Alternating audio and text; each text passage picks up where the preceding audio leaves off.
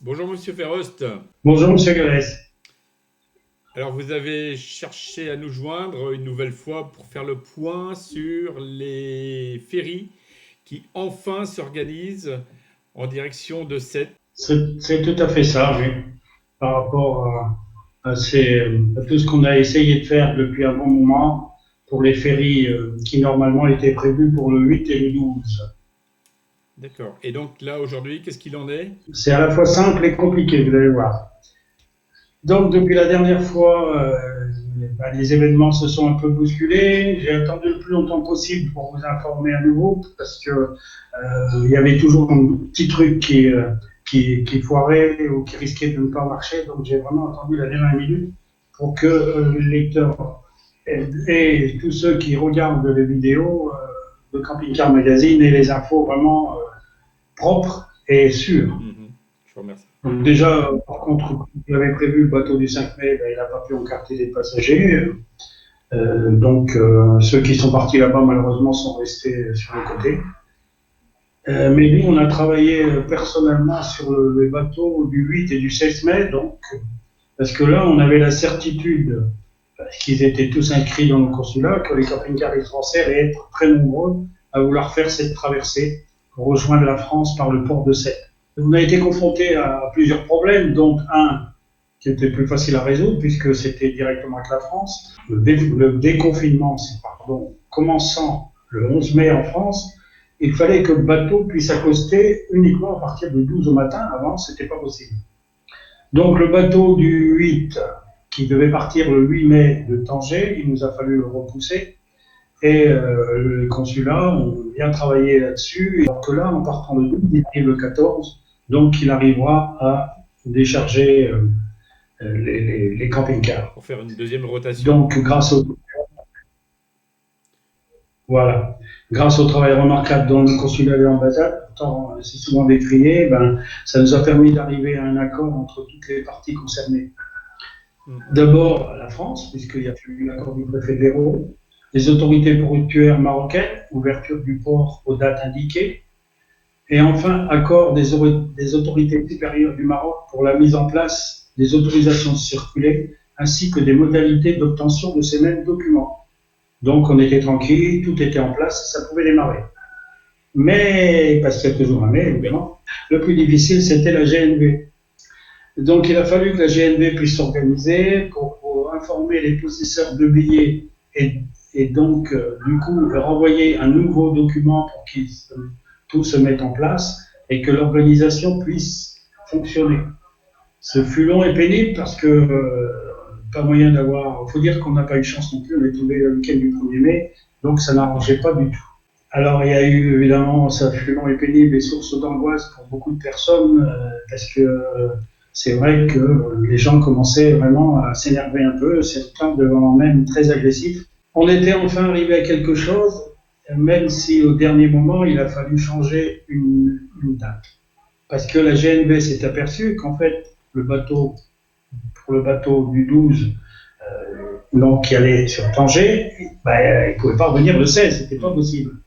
Donc, on a aussi déplacé du 16 au 19. Et là, c'était plus facile puisque c'est déjà un peu plus lointain. Donc, je récapitule.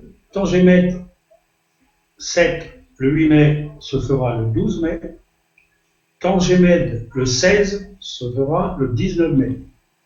Alors, on a là, par contre, un gros avantage pour ces deux nouvelles dates, puisque là, on a toutes les autorisations. On sait que ces bateaux embarqueront des camping-cars aux dates prévues. Ça, c'est un gros avantage, alors que jusque maintenant, jusqu'à la dernière minute, on était sûr de rien. Comment ça va Oui. fonctionner? Alors, on verrait une image d'un document que le consulat d'Agadir a envoyé à ceux qui avaient un billet pour le 8 ou le 16, puisque les deux sont concernés, afin qu'ils puissent faire le nécessaire auprès de la GNB pour obtenir des nouveaux billets D'accord. pour le 12 et le 19. Les autres consulats devront rapidement mettre en place un système qui ressemble à celui-là, car pour moi, c'est le meilleur, il est impeccable, rapide, facile et facile à comprendre.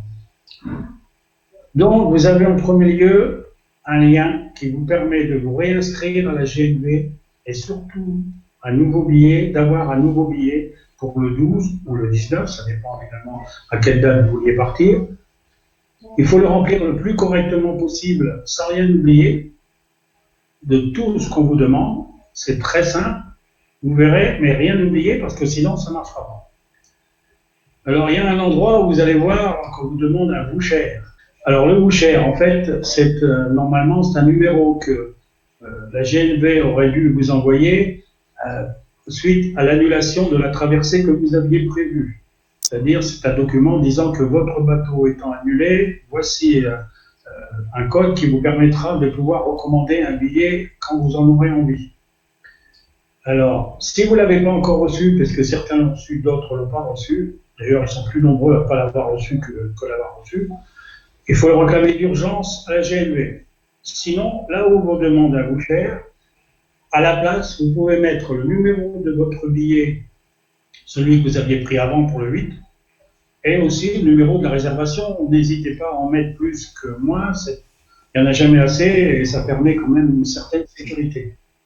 Avec, bien sûr, la date, ne pas oublier la date à laquelle vous auriez dû prendre le bateau, de manière à ce qu'il puisse vous mettre sur le bateau qui va vous intéresser, c'est-à-dire que si vous aviez prévu le 8, ils vous mettront sur le bateau du 12. En bas, vous cliquez sur soumettre et à ce moment-là, ça va partir directement à la GNV. Vous recevrez tout de suite un mail de confirmation et dès que la GNV a traité votre dossier, elle enverra au consulat un document. Et ce document, il va servir à quoi? Alors là, c'est pour la circulation de Tanger-Med. Attention, c'est très important également et à faire impérativement. Donc pour la circulation jusqu'à Tanger-Med, dès que vous êtes en possession d'un billet pour le 12 ou le 19, on vous prie de remplir le nouveau formulaire en ligne. Vous voyez que le document qui apparaît à l'écran, vous avez un endroit où il y a un lien, vous tapez sur ce lien et vous allez pouvoir remplir un document que vous connaissez puisqu'il ressemble beaucoup à celui que vous avez déjà rempli. Une fois rempli, vous cliquez sur soumettre et eux, ils vont recevoir automatiquement les données. Bien sûr, et ça dès lors inutile de les appeler ou de les écrire, ça ne sert à rien. Également inutile de remplir le formulaire une seconde fois, n'en faites pas plusieurs, ça ne sert à rien. Avec un, il y en a bien assez, et sinon ça risque plus de perturber qu'autre chose. Des réceptions, ils transmettent sur une base quotidienne la liste des demandes à la wilaya pour que les instructions soient données afin de vous autoriser à circuler jusqu'au port de Tanger-Med. Ensuite, ils vous transmettront dans le même temps, presque dans la foulée, à l'adresse mail que vous leur avez fournie, une attestation du consulat général qui vous sera utile pour solliciter les autorités compétentes, le pacha, le chef de cercle, enfin on vous dira là où vous êtes, le document officiel d'autorisation de circulation. Pour le bateau du 12 mai, celui-là en premier bien sûr, dès lors que vous possédez l'autorisation de circulation délivrée par les autorités marocaines, vous pouvez vous rendre à Tanger-Med afin de respecter l'état d'urgence sanitaire. Il vous est demandé de ne pas quitter l'autoroute jusqu'à votre destination et d'utiliser les aires d'autoroute en cas d'arrêt pour la nuit. Pour celui du 19, par contre, les autorisations vous seront remises autour du 16 mai, que vous irez chercher auprès des autorités compétentes. Voilà, donc je vous rappelle que le port de Tanger-Med n'est pas une aire de camping-car. De plus, en ce moment, il est fermé. Il va ouvrir quelques instants pour vous permettre d'embarquer. Alors, par question d'arriver au port la veille, le bateau du 12, vous arrivez le 11, le bateau du 19, vous arrivez le 19 au matin. Pardon, excusez-moi, le bateau du 12, vous arrivez le 12 au matin, puisque souvent les bateaux partent, disons, autour de fin d'après-midi. Donc, vous avez largement toute la journée pour faire toutes les données qu'il y a à faire sur ce port. Donc voilà, vous savez, je suis toujours à votre disposition pour toute question complémentaire. Si vous avez quelque chose qui vous gêne, n'hésitez pas, j'essaierai de vous répondre dans la mesure de mes moyens. Tout ce que je peux vous dire maintenant, à tous, puisque là, vous avez des chances, tout au moins ceux qui ont des billets, de pouvoir bientôt repartir chez vous. Bon voyage et bon retour chez vous.